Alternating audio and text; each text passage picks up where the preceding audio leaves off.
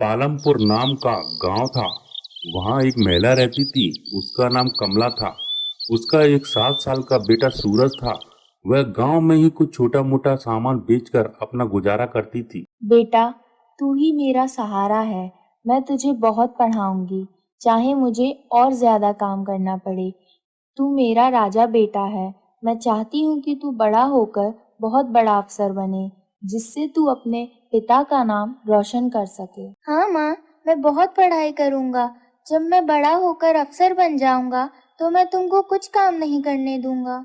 हाँ मेरा बेटा। कमला बेटे को गले लगा लेती है। घर में देर रात तक सिलाई करती थी। बेटा भी खूब पढ़ाई करता था। बेटा धीरे धीरे बड़ा होने लगता है। माँ, मैं तुम्हारे काम में हाथ बटाऊं? तुम थक जाती होंगी माँ। नहीं बेटा, मैं नहीं थकती। तू तो बस अपनी पढ़ाई पर ध्यान दे, यह सब मैं कर लूंगी। जैसे जैसे समय बीतता गया, बेटा बड़ा हो गया। माँ, ओ माँ, देखना, आज मेरी अफसर की नौकरी लग गई। तू चाहती थी ना कि तेरा बेटा अफसर बने। देख माँ, आज मैं अफसर बन गया हूँ। सदा खुश रहे मेरे बच्चे। आज मैं बहुत खुश हूँ। तेरे पिता के जाने के बाद आज मुझे पहली बार इतनी खुशी मिली है। बेटा बड़ा माँ, अब तुम ये सारे काम बंद कर दो। मैं हूं ना माँ, अब मेरी जिम्मेदारी है इस घर की। तू ही तो मेरा सारा संसार है माँ। अब मैं तुझे काम करते हुए देख नहीं सकता। माँ, तूने मुझे इस लायक बना दिया है कि मैं अब तेरी सेवा कर सकूं। बेटा, परंतु अभी तो मेरे हाथ पैर चल रहे हैं।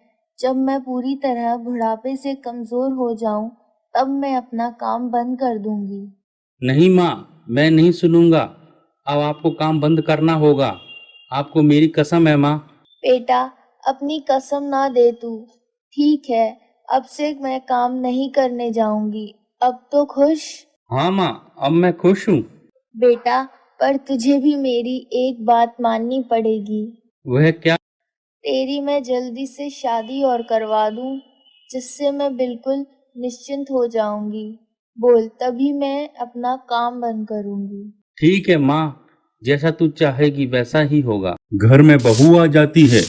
कुछ दिनों तक बहुत अच्छे से काम करती है, परंतु कुछ महीने निकलने के बाद, बेटे के ऑफिस जाने के बाद। माँ जी, तुम क्या कर रही हो? थोड़ा कमरे में झाड़ू ही लगा ली। हाँ बेटा, अभी लगाती हूँ। थोड़े बर्तन भी साफ कर देना। हाँ बहू, कर लेती हूँ। बेटे के आने का समय हो जाता है और खुद काम करने लगती है और कहती है, तुम आराम करो माँ, यह काम मैं कर लेती हूँ। अरे सुनो, अब मैं माँ बनने वाली हूँ। मुझ पर अब ज्यादा काम नहीं होता है। ठीक है, हम एक काम वाली बाई रख लेते हैं। काम वाली बाई? बाई की क्या जरूरत है? माँ जी तो है। वो वैसे भी कुछ काम तो करती नहीं है। नहीं, मेरी माँ ने सारा जीवन काम ही तो किया है। अब नहीं, मैं बाई को ही रख लूंगा। इतना सारा पैसा कहाँ से आएगा? अब हमको भी तो जरूरत है। घर चलाने में परेशानी होती है, बहुत से खर्चे हैं और आगे भी बहुत सारे खर्चे होंगे। तो तुम क्या चाहती हो?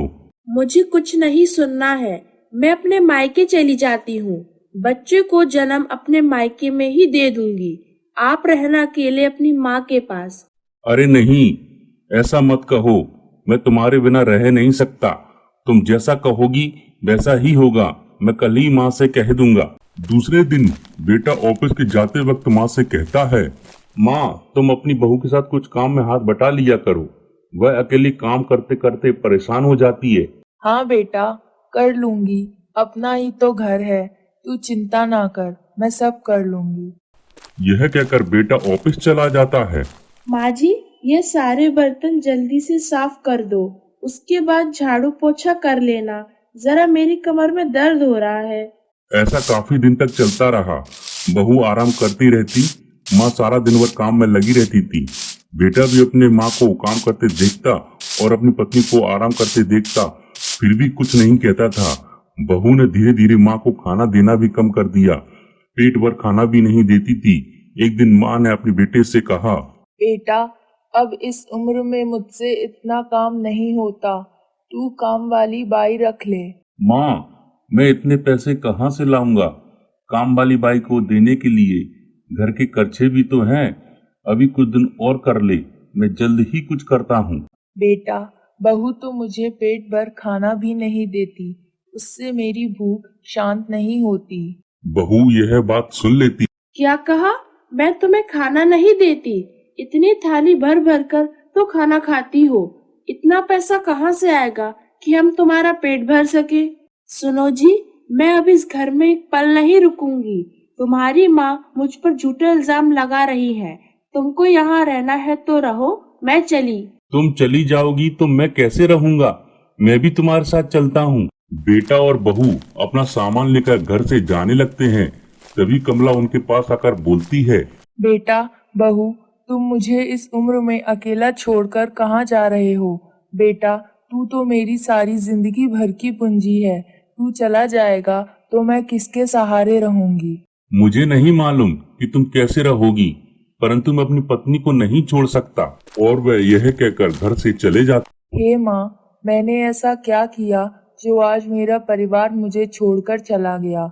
मैं अब किसके सहारे रहूंगी माँ? दूसरे दिन से कमला फिर से अपनी एक छोटी सी दुकान लगाकर सामान बेचने लगती है। हमेशा उसकी आंखों में आंसू भरे रहते हैं। वह बहुत दुखी रहती थी। समय बीतता गया। बहू को एक बेटा भी हो गया। बेटे का नाम मनु था। सूरज और आरती अपने बेटे से बहुत प्यार करते थे। सूरज ने अपना एक घर भी बना लिया था। हमारा बेटा बड़ा होकर इंजीनियर बनेगा। हाँ, इसे बहुत पढ़ाएंगे लिखाएंगे और इसे इंजीनियर बनाएंगे। मनु धीरे धीरे बड़ा होने लगा। मनु भी थोड़ा समझदार हो गया था। एक दिन आरती ने मनु से पूछा, बेटा तू बड़ा होकर इंजीनियर बनेगा ना? हाँ माँ, मैं बड़ा होकर इंजीनियर जरूर बनूंगा। राजा बेटा हमारा इंजीनियर बनेगा और हमारे बुढ़ापे का सहारा भी बनेगा। हमारे साथ रहेगा ना?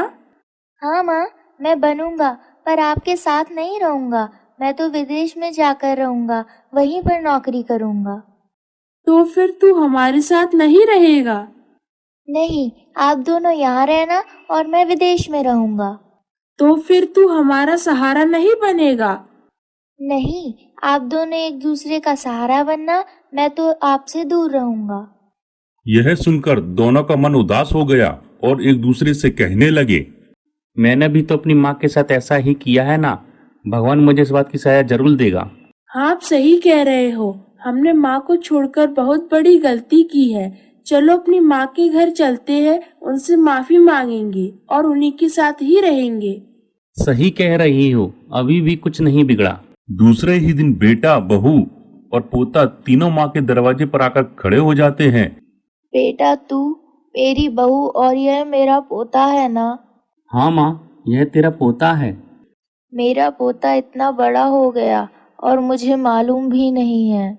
मुझे माफ कर दे माँ, मैंने तेरा बेटा होकर भी मैंने तेरे साथ ही अन्याय किया। माँ जी, मुझे माफ कर दो। मैंने बहुत बड़ा पाप किया है। अब हम सब साथ में ही रहेंगे। हम आपको कभी दुख नहीं देंगे। आप मेरी दादी हो? मुझे तो मालूम ही नहीं था। दादी, आप मेरी दोस्त बनोगी? हाँ बेटा, मैं तेरी दोस्त बनूंगी। सभी लोग माँ के गले से लग जाते हैं।